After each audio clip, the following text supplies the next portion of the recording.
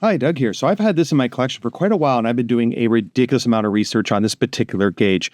This one is very unique, and I was trying to prove provenance on it before I made a video about it. I'll be doing a long-form video on this. This is a nice quick one just to kind of give you some awesome details about it. So this is a Norton amp meter.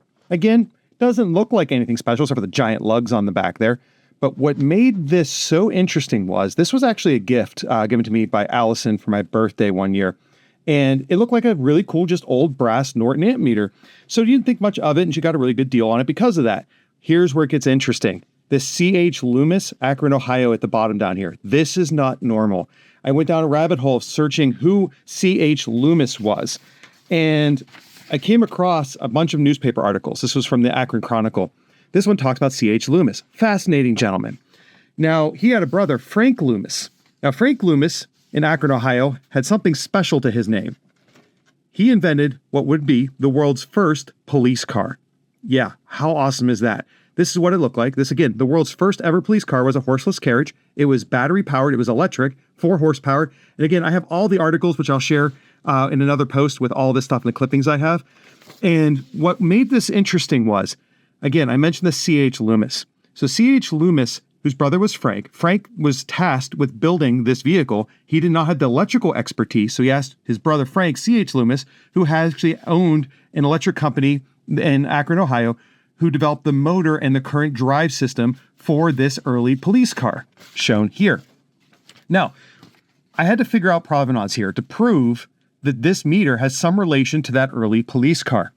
So what I went down a rabbit hole of is I learned that it's a direct current amp meter, which you can see here, it shows 0 to 75 amps. First thing I did was do some research to figure out what capacity batteries were used in that vehicle.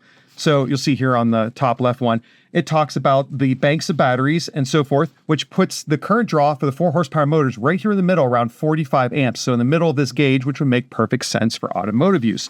The next thing was I needed to know, did this actually exist in the police car? So I found an article from 1899 Akron Chronicle, and it says the controller for the current is on the left side of the driver's seat and comes through the seat cushion. At the right of the driver on the seat is a meter, which designates the amount of current in the battery stored beneath. There are 4 cases of batteries, 2 on each side with 10 cells each.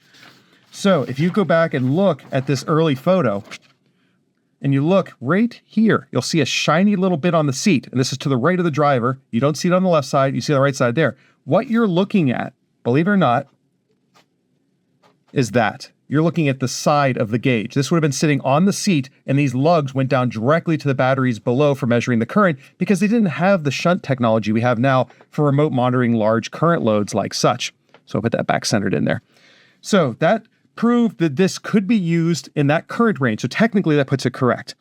So next we're moving down to manufacturing distributor. The Norton Instrument Company, Norton Ammeter, was not incorporated until 1901. The world's first police car was invented in 1899. So what happened? Well, Norton was making meters personally at that time, but was not mass producing them under the Norton name. So he always partnered with other companies to get his name on there to get these sold. So C.H. Loomis contracted Norton to make this meter for him for this police car in Akron, Ohio. And if you do a lot of research, you will not find C.H. Loomis on the face of any other Norton amp meter out there, which again helps tie this to that world.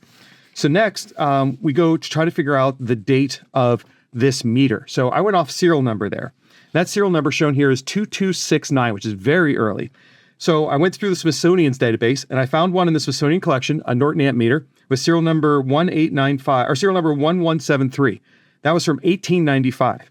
I then found through archival catalog research, which I have here, some of these from the early catalogs, like this one and this one.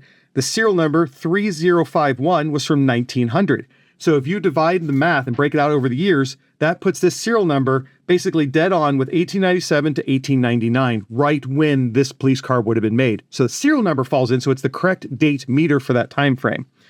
So next we go to the provenance significance. So branded to Akron, Ohio, C.H. Loomis, builder of the first electric patrol wagon, dated correctly, matched the period reporting. Together, these factors establish a strong provenance connecting this specific instrument to Akron's groundbreaking electrical patrol wagon in 1899.